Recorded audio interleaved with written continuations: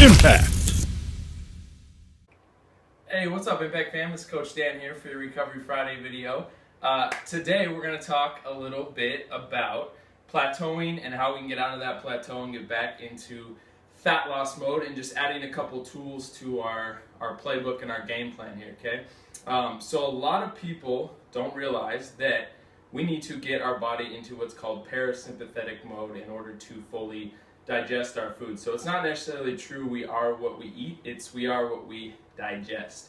And if we're somebody that is always in kind of stressed out fight or flight mode, we're trying to eat our meals in like 2 or 3 minutes in between meetings or whatever, we always stay in that sympathetic nervous system dominant, and we never get into parasympathetic, which means we can never fully digest all our food. So we might be eating all the right foods, right, but we're not properly digesting all those foods, and so we still might be seeing either our weight plateauing or we're gaining a little bit of fat, even though we're eating the right foods, right? So one quick way we can fix that, a little tool we can use, is really start to slow down and really eat those meals. Try to spend like 15 or 20 minutes eating those meals. Oh, I can't hold that position anymore. Anyway, spend like 15 or 20 minutes to eat those meals instead of trying to smash those meals really quick in between our meetings and stuff, right? So that'll help us. Just that relaxing and slowing down those meals will help us get into parasympathetic mode and help us digest that food a little bit more. Another thing that goes along with the sympathetic system when we're always stressed is we always have a lot of cortisol production. Our cortisol is a stress hormone that we don't want to have high all the time, because when it's high, our growth hormone and our testosterone goes down, so it's very hard to stay lean and stuff like that. So what happens with our cortisol is it starts going on about 4 a.m. It starts to peak at about noon, and then it's supposed to come back down.